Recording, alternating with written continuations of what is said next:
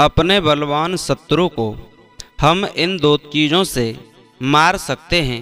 नमस्कार, जय श्री राधे, जय श्री कृष्णा। दोस्तों, आज की ये कहानी बड़ी ही शिक्षाप्रद और मोटिवेट कर देने वाली है।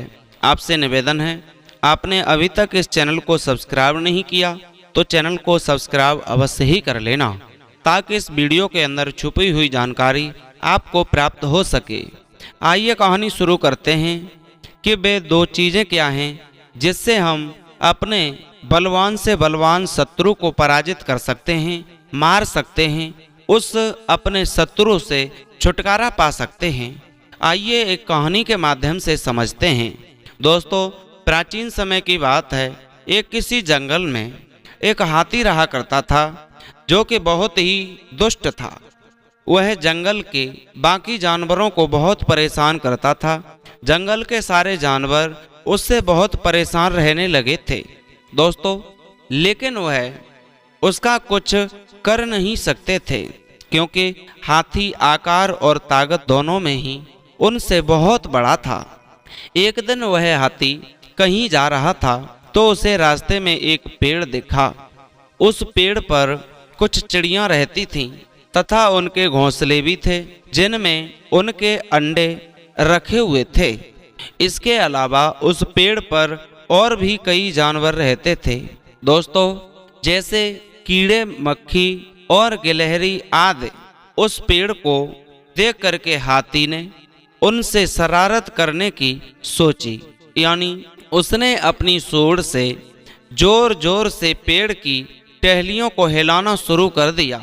उस पेड़ पर रहने वाले सभी जानवर बहुत डर गए और उन्होंने जोर जोर से आवाज निकालना शुरू कर दी, लेकिन हाथी ने उनकी आवाज ना सुनी।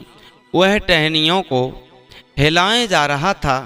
चिड़ियां अपने घोंसलों और अंडों को बचाने की कोशिश कर रही थीं, लेकिन वो सिर्फ अपना घोंसला बचा पाईं। उसके अंडे नीचे गिर कर के टूट फूट गए।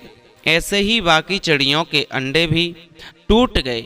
सारी चिड़ियां उड़ करके दूसरे पेड़ पर जाकर के बैठ गईं। कुछ देर बाद हाथी वहां से चला गया।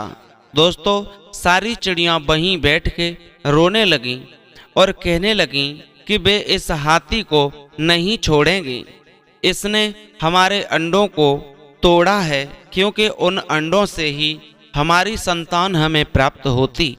दोस्तों, उनमें से कुछ चिड़ियों ने कहा, हम उस हाथी का क्या कर सकते हैं, क्योंकि वो हाथी बड़ा बलवान है, वो तो हमसे बहुत बड़ा ताकतवर है। उनकी सारी बातें पास बैठा एक कौवा सुन रहा था। उनकी बातें सुनकर के कौवे ने उनसे कहा, यदि तुम उस हाथी को सबक सिखाना चाहती हो तो मैं तुम्हारी मदद कर सकता हूँ। उसने कहा कि इस हाथी ने उसको और उसके दोस्तों को बहुत तंग किया है, वह भी इससे बदला लेना चाहता है। तब सभी चिड़ियों ने उससे कहा कि हम उसका क्या कर सकते हैं, हम तो छोटे छोटे जीव हैं। तब कौवे ने कहा कि एकता में बल होता है, हम सब साथ में उसे सबक सिखा सकते हैं।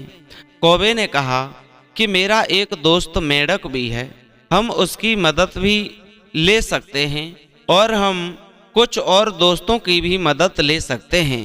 दोस्तों, उसकी बात सुनकर के कुछ चिड़ियों में हौसला जाग गया।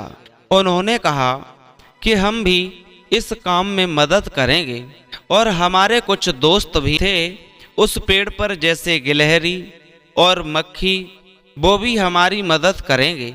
फिर वो सब जोश के साथ उस हाथी को सबक सिखाने के लिए काम पर लग गए। दोस्तों, उन सब ने एक प्लान बनाया और जब हाथी सो रहा था तो मक्खी और गिलहरी को उसके पास भेज दिया। उन्होंने उसकी नींद खराब करवा दी। हाथी ने जैसे ही अपनी आंखें खोली, कौवे ने अपने बाकी कौवों दोस्तों के साथ मिलकर के हाथी की आंखें फोड़ दी, जिससे हाथी को कुछ नहीं दिख रहा था। दोस्तों, आज वे सब मिलकर के उस हाथी को सबक सिखा रहे हैं। वो इधर उधर भागने लगा। चिड़ियां भी उसे चोंच मार करके खाई की ओर भागने लगी। खाई की ओर जा रहा था, तभी उसे आता देख मेढक जो वहां उसका इंतजार कर रहा था, वह आवाज निकालने लगा। मेको मेको की आवाज देने लगा। मेढक की आवाज को सुनकर के हाथी को लगा कि वहां एक तालाब या नदी है। उसने यह सोच करके छलांग लगा दी और वो मर गया। अब जंगल के सारे जानवरों को उससे छुटकारा मिल गया था। दोस्तों, अब वह खुशी से अपना जीवन बिताने लगे। उन सब ने हिम्मत और साहस का परिचय दिया और सबने मिलकर हाथी के आतंक से छुटकारा पा लिया। दोस्तों, हम वो दो बातें बता रहे थे कि यदि हम अपने शत्रु पर विजय प्राप्त करना चाहते हैं, अपने शत्रु को पराजित करना चाहते हैं, तो हमें ये दो बातें याद रखनी पड़ेंगी, ध्यान में रखनी पड़ेंगी। वो हैं नंबर 1 एकता। यदि हम एकता से यानी संगठन से काम करेंगे तो हम अपने बड़े से बड़े शत्रु को पराजित कर सकते हैं।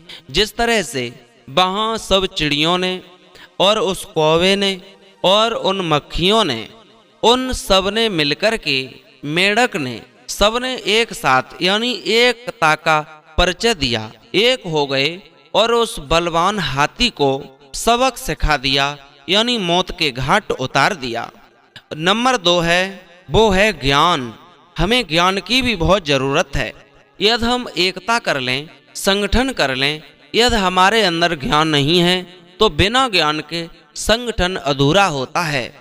तो इसलिए हमें ज्ञान से भी काम लेना चाहिए, जैसा कि उन सब पक्षियों ने ज्ञान का भी परिचय दिया, तब उस हाथी से छुटकारा पा पाए।